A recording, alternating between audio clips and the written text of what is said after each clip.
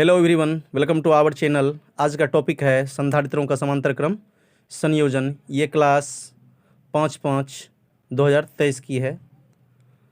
तो चलिए हम लोग स्टार्ट करते हैं। सबसे पहले ये जान लीजिए कि संधारित्रों का समांतर क्रम संयोजन होता क्या है। संधारित्रों का वैसा संयोजन जिसमें सभी संधारित्रों का पहला सिरा किसी एक निश्चित बिंदु से तथा दूसरा सिरा किसी दूसरे निश्चित बिंदु से जुड़ा होता है, संधारित्रों का समांतर क्रम संयोजन कहलाता है।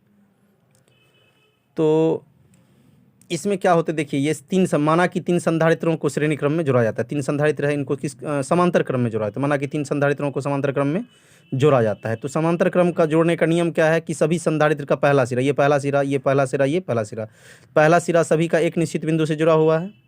फिर देख लीजिए दूसरा सिरा किसी दूसरे निश्चित बिंदु से, ये दूसरा सिरा यहाँ पे मिल रहा है, इसका यहाँ पे निश्चित बिंदु ये हो गया। पहला सिरा का निश्चित बिंदु ये और दूसरा सिरा का निश्चित बिंदु ये।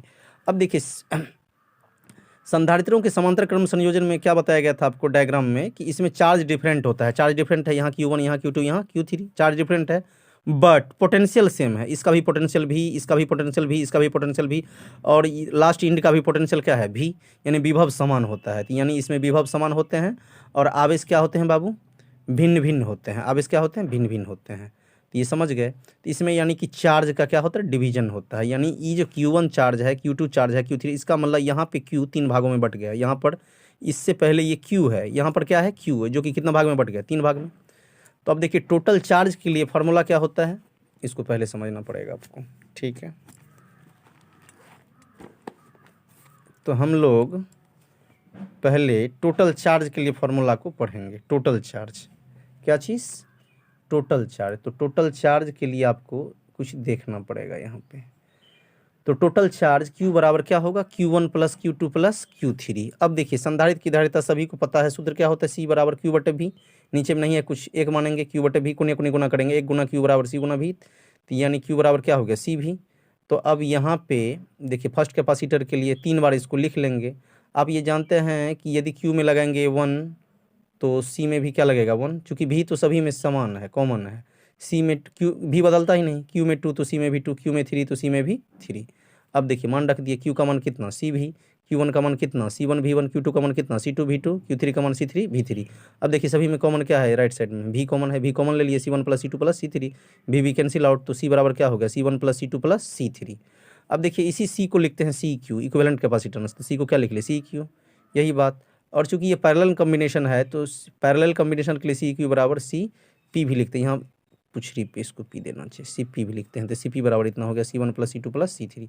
यही संधारित्रों के समांतर क्रम संयोजन में समतुल्य धारिता के लिए व्यंजक है। समांतर क्रम संयोजन को पार्श्व क्रम संयोजन भी कहते हैं। यहाँ पार्श्व ही गलत लिख दिया है, लिखा हुआ है, किसी स्टूडेंट का है। पार्श्व ऐसे नहीं होता है, पार्श्व ऐसे होता है, जो NCERT में लिखा होगा, पार्श्वक्रम संयोजन भी कहते हैं। अब यहाँ पे ध्यान दीजिए, इससे ऑब्जेक्टिव कैसे पूछे जाते हैं। तो ऑब्जेक्टिव में आप ध्यान दीजिए, की पॉइंट्स में लिख दिया हूँ। संधारित्रों के श्रेणी क्रम संयोजन में परिणामी धारिता का मान न्यूनतम होता है। संधारित्रों के श्रेणी क्रम संयोजन में विभव का विभाजन होता है। संधारित्रों के श्रेणी क्रम संयोजन में आवेश का मान समान तथा विभव का मान भिन्न भिन्न होता है। ये देख भी लिए थे डायग्राम में। फिर आगे बढ़ते हैं। संधारित्रों के समांतर क्रम संयोजन में परिणामी धारिता का मान महत्तम होता है। परिणामी धारिता का मान महत्तम कब होगा, जब उसको हम किस क्रम में जोड़ेंगे, समांतर क्रम में जोड़ेंगे, तो उसका मान क्या हो जाएगा, महत्तम मान हो जाते हैं।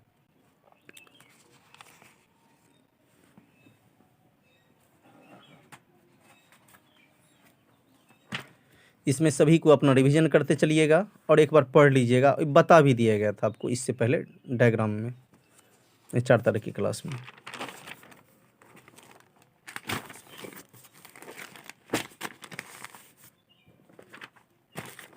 अब देखिए ये तो अगला डेट का है, डेट वाइज ही पढ़िए आप, वीडियो जाएगा।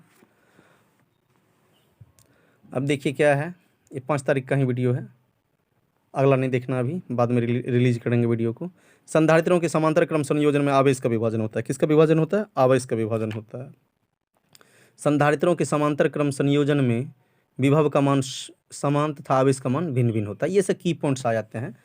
तो कहने का मतलब आपको 2 ही चीज़ ध्यान रखना है कि श्रेणी क्रम में विभव का विभाजन होता है और समांतर क्रम में आवेश का विभाजन होता है। इस प्रकार समझ गए होंगे आप लोग।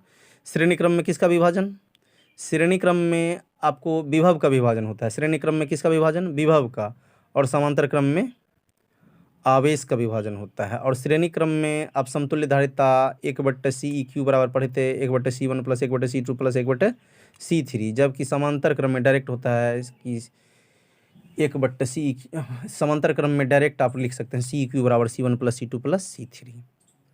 तो बस आज की वीडियो में रहने दीजिए इतना ही, मिलते हैं नेक्स्ट क्लास में। Thank you all of you.